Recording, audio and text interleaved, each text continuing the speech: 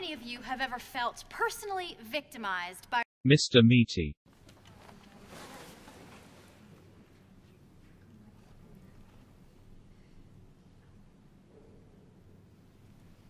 Good. Hi guys, it's your local caffeine goblin. Like many of you, I assume I had a childhood. I would go with my siblings and I would play outside and I would watch VHS tapes and I would just do whatever kids do. And I had fun with it. And I have mostly good memories of my childhood. However, there are some things that I do not like to get into, and it's not like it was anything particularly bad. It's not like something like traumatizing actually happened to me. It's just a memory bank of things that I saw in movies that scarred the shit out of me. They scarred me for life, I think. I mean, what constitutes scarring you for life? If you see them again as an adult and you kind of freak out a little bit.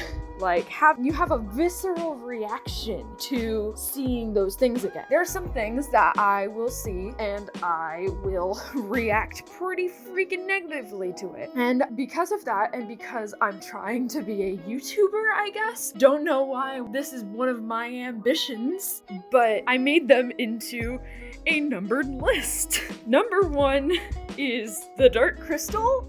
The Dark Crystal was a movie that was made in like 1983, and for some reason I had it as a VHS tape. Instead of cable that my parents didn't pay for, we just had a collection of VHS tapes that we would filter through and just watch movies on. And so I would have to watch all of them at some point because you get tired of movies as a kid. I know it might not seem like it because my 7-year-old sister at the time could watch Camp Rock for weeks on end and not get tired of it. But kids do get tired of movies sometimes. So eventually you have to watch the ones that you haven't watched yet. One of them, for me, was The Dark Crystal. I don't know why, but we had a phase, me and my sister, where we would just watch it over and over again. And I don't know why, but it scared me to death. In that phase, I feel like I had like the most nightmares out of anything. And there is nothing scarier than being a 7-year-old and opening your eyes and your childish imagination imagines a Skeksis in the corner. That's not fun. It's not. And it was to the point where when Dark Crystal Age of Resistance came out and I heard Chamberlain's little in the background, I freaked out. I could not handle it, and I might have made a sound that was not human.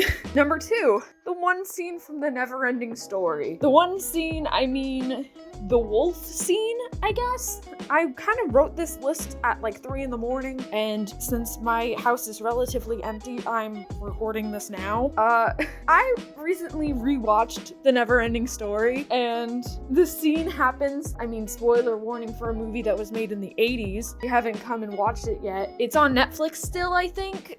I don't know, where Atreyu and his horse have traveled a long way and his horse sunk in a swamp because he was in despair or something. But now Atreyu's alone and he's a child. He's 7 years old. He looks so young. I thought he was a lot older back then, but I guess I was just really young too. That's another phenomenon I don't quite understand. I'm rewatching a bunch of movies from my childhood and all the kids that I thought were so much older look like actual babies to me now. But he's in like this really dark area. There's this wolf that I guess is trying to eat him and he jumps out, makes a really loud noise. I had nightmares about that for a good 7 years. I don't know why I was so terrified of this really bad puppet wolf, but I rewatched the movie recently. It's not as scary as I thought, but I still had a visceral reaction to seeing it. I don't know why. Probably because the memories you make as a child just dictate how you feel about things in the future. I don't know. Psychology isn't my major. Number 3, Mr. Meaty. Mr. Meaty was a show on Nickelodeon, and if you have never seen that hell show ever, you're a lucky person. You are blessed in my eyes. They still, to this day, freak me out. And it's not like nostalgia, it's not that scary, but you still have that visceral reaction. No, it's still genuinely terrifying. The people who made those puppets, I'm sure that they were working hard, but whoever was the artist for that, why? Why would you do that? Why would you make something so far in the uncanny valley that they dug underneath the uncanny valley in a cave and now it lives there? That is the bottom of the hole of the uncanny valley. Those weird sausage lips haunt my dreams to this day. If you don't know why I am scared of Mr. Meaty, I will put some pictures up while I talk about some of the episodes. I'm not sure if they're actually real, but I remember them like this.